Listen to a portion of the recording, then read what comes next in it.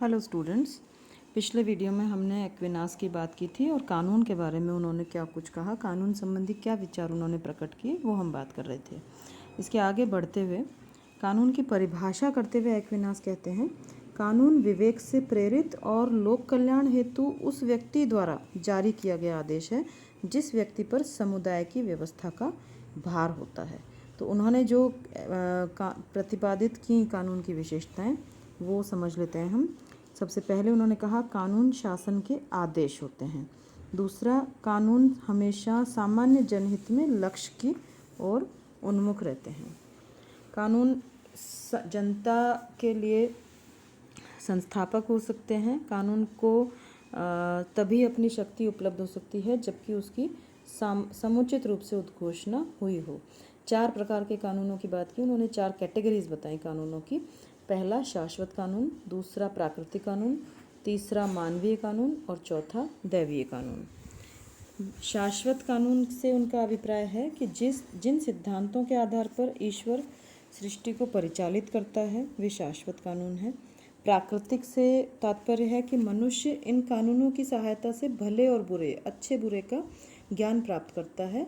ये सत्य और असत्य को पहचानने के शाश्वत नियम होते हैं। मानवीय कानून के बारे में कहा कि ये कुछ दंड व्यवस्थाएं जो मनुष्य ने बनाई हैं, इनके भय से समाज में शांति बनी रहती है। और लास्ट दैवी कानून की ये विधि जो है ये शाश्वत विधि है। इसको ईसाई धर्म ने संसार के समक्ष प्रकट किया है और इसका पालन चर्च के द्वारा किया जाता है। और लास्ट में एक्विनास का जितना भी राजनीतिक चिंतन है, तो सबसे इम्पोर्टेंट क्वेश्चन जो है वो एक्विनास वाले टॉपिक में, एक्विनास थिंकर के बारे में ये बनता है कि संत थॉमस एक्विनास को मध्य युग का अरस्तु क्यों कहा जाता है। यानी कि उन्होंने अरस्तु के राजनीतिक चिंतन से प्रेरित होते हुए किस तरह की बातें की, ऐसी कौन सी बातें की जिस कारण कि उन्हें ऐसा कहा गया मध्य युग का अरस्तु। तो मैक्सी को हम कोट करेंगे यहाँ। सबसे पहले मैक्सी कहते हैं एक्विनास मध्य युग का स्वर्गीय अरस्तु है। अरस्तु ने राजनीतिक चिंतन को क्रमबद्ध और वैज्ञानिक बनाया, परंतु सदियों तक उनका अरस्तुवाद जो है वो अनटच्ड ही पड़ा रहा। इसके आगे हम बात करें एक्विनास को मध्य युग का अरस्तु क्यों कहा जाता है। 3 कारण इसके हम जानने की कोशिश करते हैं, 4 कारण रादर। एक्विनास ने ईसाई धर्म प्रेरित राजनीतिक दर्शन और अरस्तु के धर्मनिरपेक्ष विचार दर्शन के मध्य एक सेतु, एक ब्रिज बना करके राजनीतिक चिंतन की महान सेवा की। एक्विनास ने दूसरी जो बात ग्रहण की वो अरस्तु की विवेकवादी धारणा है। तीसरा, अरस्तु की तरह ही उनकी मान्यता थी कि राज्य एक स्वाभाविक संगठन है, एक नेचुरल और ऑर्गेनाइजेशन है और श्रेष्ठ जीवन की लक्ष्य की प्राप्ति के लिए राज्य का होना, राज्य का अस्तित्व जो है वो आवश्यक है। और अंत में थॉमस एक्विनास के विचारों का मूल्यांकन हम करना चाहते हैं यहाँ पर कि संपूर्ण मध्य युग में संत थॉमस एक्विनास बहुत बड़े विचारक और दार्शनिक माने गए हैं। उनकी दार्शनिक विचारधारा की 3 प्रमुख विशेषताएं ध्यान रखिए। पहला, राजनीतिक के क्षेत्र में उन्होंने अरस्तु की जो कृतियां थीं, जो उनके विचार थे, उसको पुनर्जीवित किया।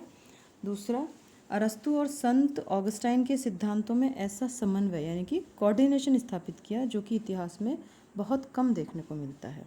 और तीसरा, उन्होंने यूनानी, रोम और मध्यकालीन धर्माचार्यों के विचारों का अद्भुत रूप से सम्मिश्रण करने का प्रयास किया। मध्य युग की समन्वयवादी विचारधारा के सर्वोत्तम व्याख्याता के रूप में थॉमस एक्विनास को जाना जाता है। उनसे पहले भौतिक क्षेत्र में यूनानी, रोमन और ईसाई सभ्यताओं का मिश्रण हो चुका था, किंतु बौद्धिक क्षेत्र में यूनानी बुद्धिवादी और ईसाई श्रद्धा का समन्वय करने का महान काम सिर्फ संत थॉमस एक्विनास ने ही किया। उनके इस समन्वयवादी प्रयास से राजनीति शास्त्र में एक नया चीज़ देखने को मिली। उन्होंने अरस्तु की राजनीति को सिसरो, ऑगस्टाइन और बाइबल, इन सब के विचारों से मिलाकर एक तरीके से उसका काया पलट कर दिया।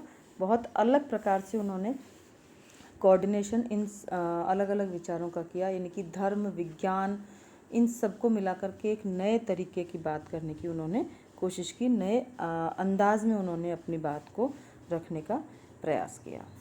Thank you.